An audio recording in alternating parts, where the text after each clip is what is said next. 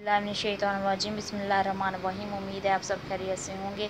अब हम स्टार्ट करने जा रहे हैं सेकंड ईयर की उर्दू का फर्स्ट लेसन, जो कि है मनाक़िब उमर बिन अब्दुल अज़ीज़। पार्ट नंबर 1 में हमने शायर का तारुफ़ और सबक का खुलासा पढ़ा था। अब हम अहम इक़्तिबासात की तशरीह करेंगे और साथ ही मशक़ करेंगे। बढ़ते हैं अपने पहले पैराग्राफ की जानिब, जो कि कुछ इस तरह से है। उनका एक और कारनामा जो निहायत काबिल कदर है, सलातीन बनु उमय्या की नाजायज़ कार्रवाइयों को मिटाना था। सलातीन बनु उमय्या ने मुल्क का बड़ा हिस्सा जो ज़मींदारी की हैसियत से रियाया के कब्ज़े में था, अपने ख़ानदान के मेंबरों को जागीर में दे रखा था। जिस तरह सलातीन तैमूरिया के ज़माने में बड़े बड़े सूबे शहजादों की जागीर में दे दिया करते थे, उमर बिन अब्दुल अज़ीज़ तख्त खिलाफत पर बैठे तो सबसे पहले उनको इसका ख्याल हुआ, लेकिन ऐसा करना तमाम ख़ानदान खिलाफत को दुश्मन बना लेना था। ताहम उन्होंने इसकी कुछ परवाह न की। ये तो है पैराग्राफ। अब इसकी सियाक़ो सबाक़ के हवाले से तशरीह करते हैं। सियाक़ो सबाक़ में हम सबसे पहले सबक का उन्वान लिखेंगे। सबक का उन्वान क्या है? मनाक़िब उमर बिन अब्दुल अज़ीज़। उसके बाद मुसन्नफ़ का नाम लिखेंगे, जो कि हैं अल्लामा शिबली नुमानी। फिर उसके बाद सियाक़ो सबाक़ लिखेंगे, जिसमें हम जैसे कि सियाक़ो सबाक़ का मतलब है कि इबारत का आगा पेछा, जिससे पूरी इबारत जो है समझ में आ जाए। तशरीह तलब पैराग्राफ में हज़रत उमर बिन अब्दुल अज़ीज़ की रवादारी और गैर मुस्लिमों के साथ उनके हुस्न सलूक का तज़किरा किया गया है।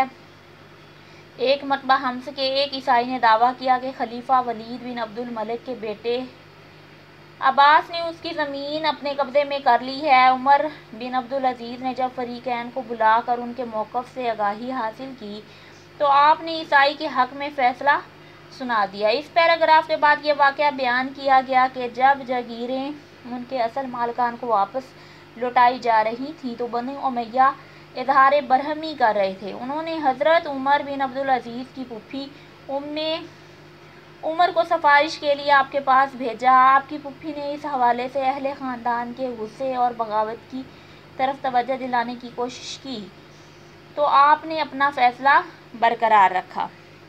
ये तो था सियाक़ो सबाक़। अब इस पैरे की हम तशरीह करते हैं आसान अल्फाज में।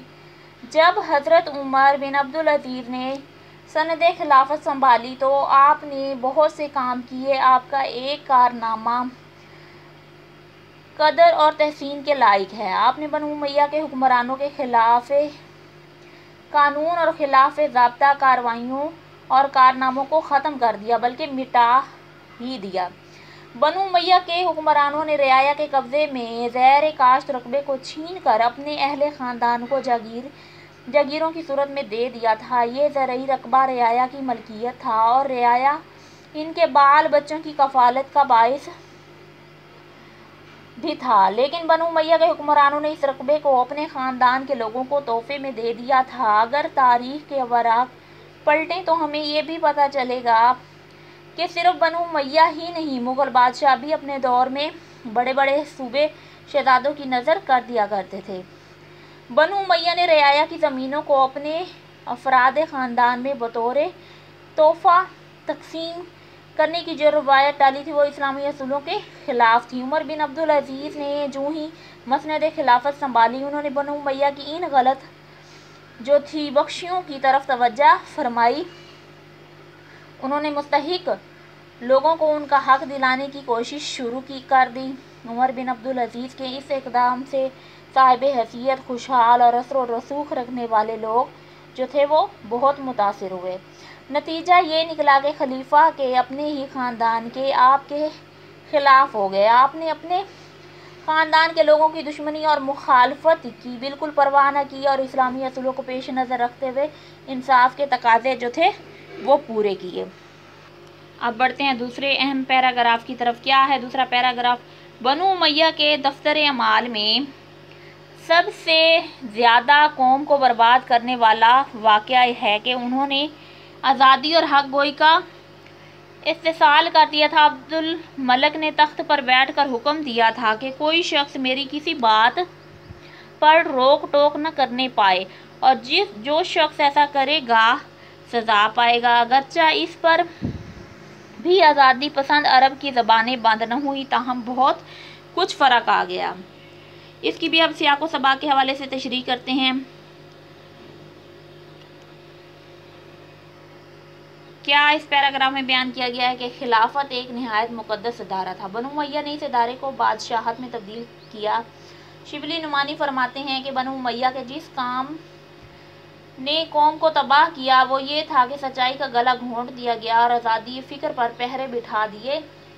جب سچائی کو چھوڑ دیا جائے اور آزادی کو جوڑوں سے اکھاڑ دیا جائے تو حکمران منمانی کرتے ہیں اور کسی اچھے مشورے کو جو ہے وہ نہیں مانتے۔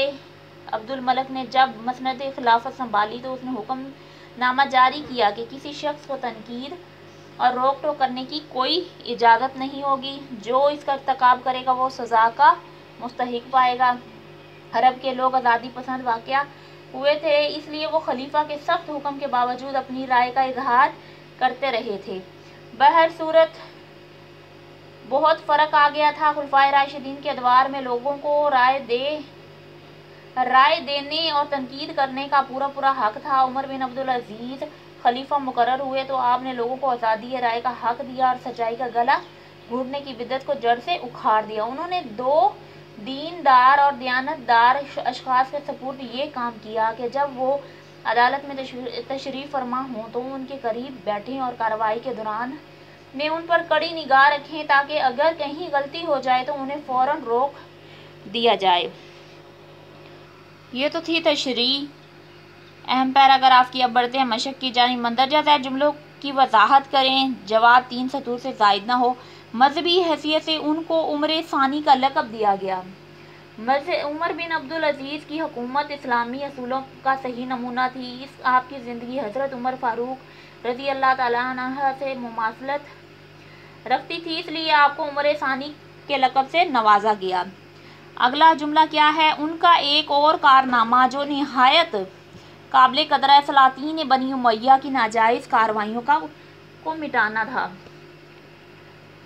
بنو امیہ کے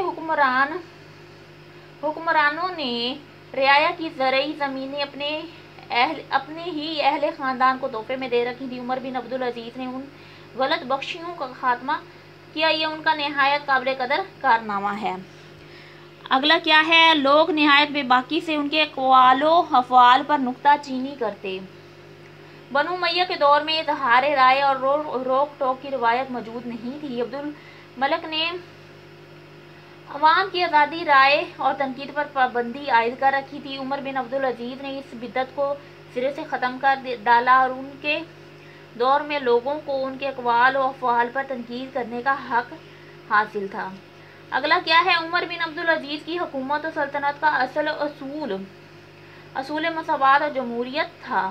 عمر بن عبدالعزیز کے عہد میں تمام انسانوں کو برابر کے حقوق حاصل تھے۔ آپ کو مساوات اور جمہوریت کے اصولوں کا پاس تھا۔ آپ رعایا کے ساتھ کھانا تناول فرماتے اور عام لوگوں کی طرح کھانے کی قیمت بھی ادا کرتے تھے۔